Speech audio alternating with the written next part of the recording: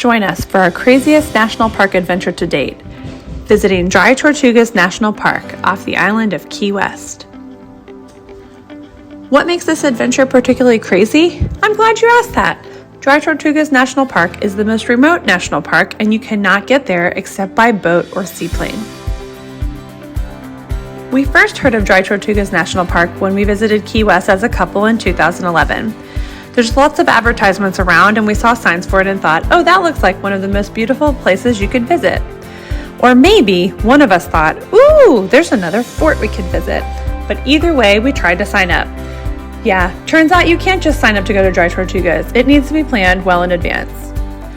Why? Because as I mentioned, it's super remote and there are only two ways to get there, by boat or by sea. Fast forward to 2025, and we decided not only to take on this adventure ourselves, but of course included our small children, because why not? The two ways to get there include a ferry and a seaplane. Also, you could technically boat out there yourself or charter a boat, but those are less common ways to get there, so we'll only talk about the ferry and the seaplanes. The ferry leaves from Key West, and it provides breakfast, lunch, and bathrooms. However, it's an approximately 2.5-hour journey by sea. If you don't get seasickness, this might be a great way to go, as it is an all-day extravaganza and it sounds pretty fun. Alternatively, we took a seaplane because obviously, as I mentioned, we brought our kids. It's kind of our thing. The seaplane takes off from the Key West airport and you meet there at what could be perceived as early in the morning, but that, of course, is in the eye of the beholder. We went to the airport and met our crew. This includes the flight, a cooler of drinks, and snorkel equipment. After you get settled, it's time to go. As far as convenience goes, the flight is the best option. It's quick and it has the side effect of providing great views of the beautiful water along the way. If you're afraid of flying, like me, yes, I said like me, we are big time travelers, but flying is not my favorite. Clearly, I participated in it regardless, but this flight would not have been my first choice. But the rest of the group wanted to fly, so we did. Although it can't be appreciated by the videos super well, you can see shipwrecks and all kinds of animals along the way. It was gorgeous. As long as the plane stayed in the air, I could truly appreciate how lucky we were. What a gift to be able to travel the world and see these kinds of amazing sights.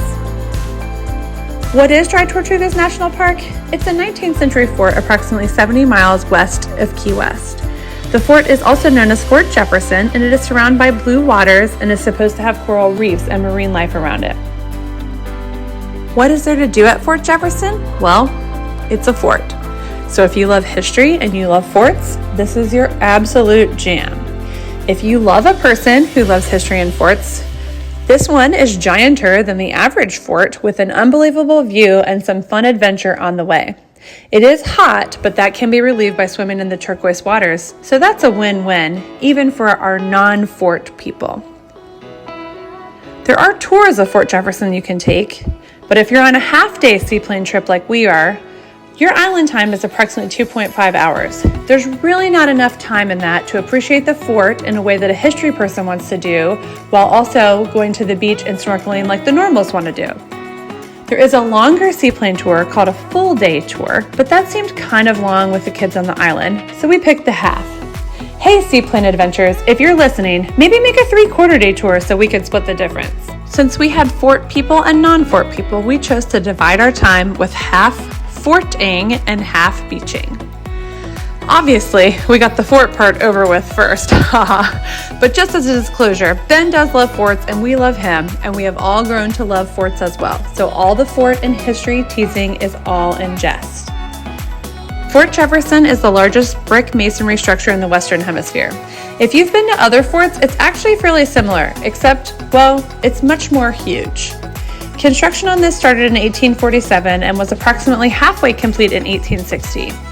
They stopped working in 1863, except it wasn't done. So when you get there, you'll notice that maybe it wasn't done. What a bunch of quitters! At that time, the Union controlled this uncompleted fort, and it was used as one of their prisons until 1874. The most famous prisoner was Dr. Samuel Judd, best known for being the physician who treated John Wilkes Booth. Yes, that guy who killed Abraham Lincoln.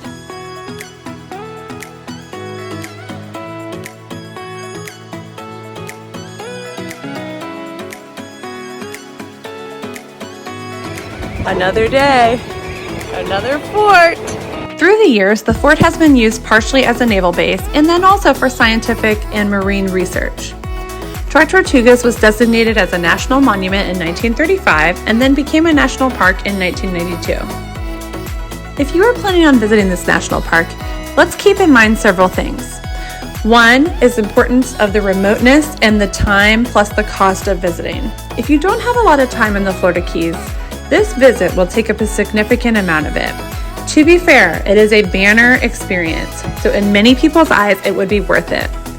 The transportation, whether seaplane or boat, is somewhat exorbitant in cost, so if that's important, you need to keep that in mind. Next is accessibility. This place is so beautiful, but if you have mobility limitations, you will be somewhat limited on what you can do. For example, much of the terrain is uneven and sandy. Plus, there aren't handrails of any kind or any kind of railings at the top. That leads us to our next point, kids. We took our kids because, well, we're dumb enough to take them everywhere. But if you have a runner or kids who do not listen, please bring a way to restrain them, like a leash or some other way, or maybe consider not bringing them because it's a little bit dangerous up the top and the water all around it makes it somewhat tricky. Honestly, when thinking about bringing things with kids, people often consider things like boredom. We rarely consider boredom or what kind of activities there are for kids when planning things like this because we prep them with videos and discussions about what we're going to do. So usually by the time it happens, they're pretty hype on it. But if you have children who regularly require activities or entertainment, there are generally none here. There is a junior ranger program if you're into the national parks and you do a lot of junior ranger programs, but other than that, there's not a lot of kid-driven specific activities.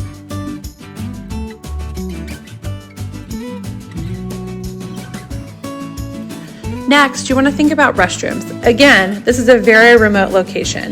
Before the ferry arrives, there are no restrooms except for kind of a boondocky type situation. So keep in mind if you're on the early half day or you're on the full day seaplane adventure, before the ferry gets there, which is almost 11 a.m., you'll have to use these kind of hole in the ground type situations. But once the ferry arrives, all visitors use the ferry, including those people who did not come on the ferry. So that's a nice addition once it arrives.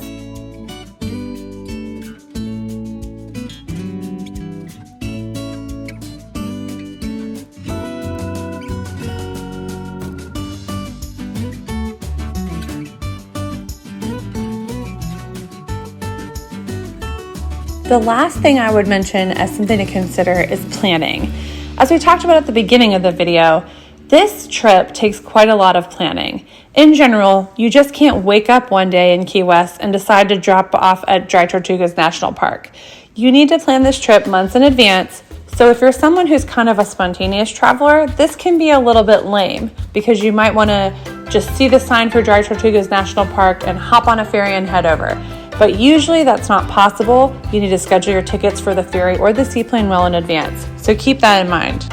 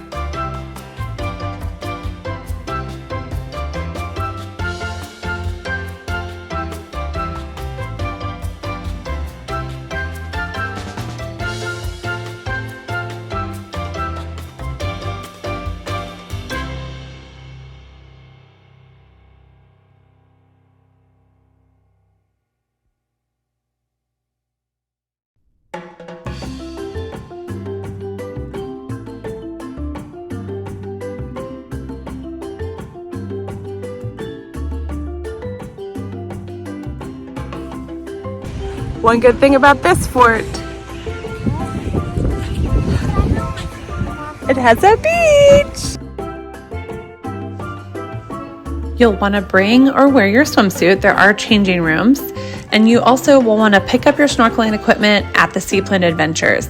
You could, of course, bring your own, but they do provide it for you there.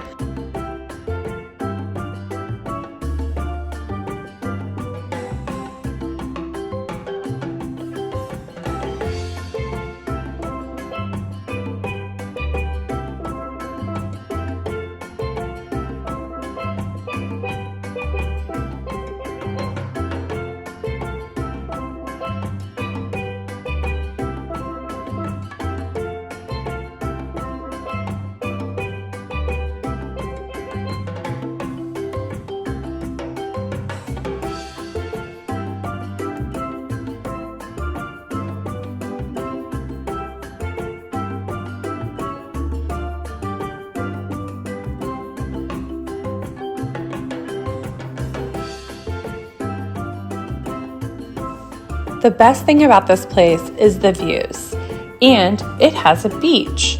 The beach is beautiful. Have I said that yet? The snorkeling here is supposed to be fabulous, but as you can see in our videos on our GoPro, it was pretty cloudy in the water on the day they were there. So there were not much reef or fish that were seen. I'm sure on another day, or if you had time or the ability to go further out in the water, you might be able to see things, but we were fairly limited by our time and our company.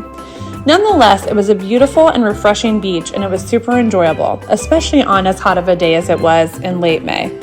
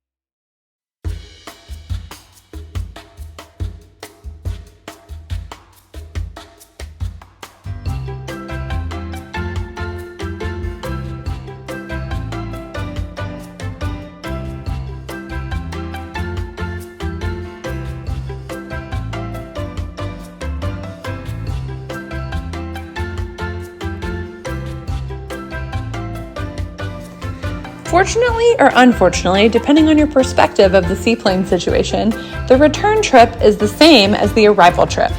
So if you loved the trip in, you get to do it again. How exciting in reverse. If you have a little bit of a fear of flying, you have to do it again because there's really no other choice to get back. The nice views do help make it a little less anxiety provoking, and we thoroughly enjoyed the trip back. One other cool part about it is all the things you get to see, as we talked about on the way there, including an important treasure hunting group who have a museum in Key West, so definitely check that out. But if you have a fear of flying, it helps that you can see nice things out the window, and the trip is short. Plus, the pilot gives quite the tour on the way, so that distracts you from the fear of plunging into the ocean and dying.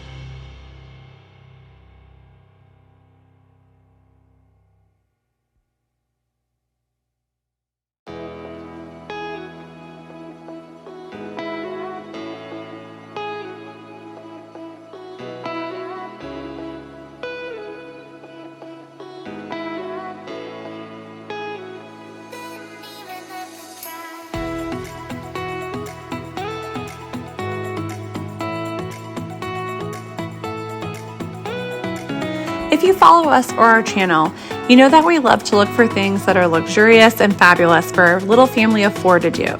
If you're looking for things that are fabulous, this is it.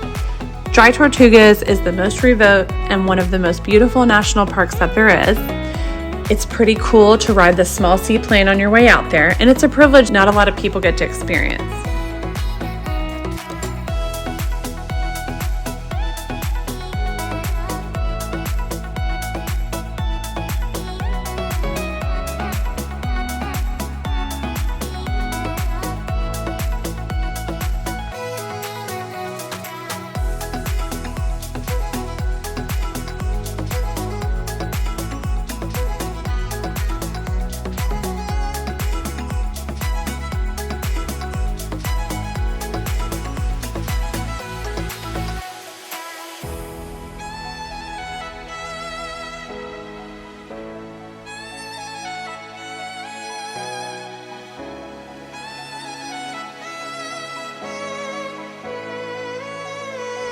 If you don't know where to start, you can reach out to us. We're travel agents who don't charge a fee, and we'd love to help you get started on your trip to Dry Tortugas National Park, or anywhere essentially. We specialize in luxury, we specialize in families, but we can plan literally everything. So please reach out to us in the email at the end or in the link in description. We'd love to help you get started on your trip and your idea of luxury. If you're looking for the best rates, benefit rates, onboard credit on cruises, or resort credit, we can totally help you with that. If you're just looking for someone to help you with ideas for your trip, we can help you with that too. Please reach out to us. We'd love to help. Also, don't forget to like and subscribe.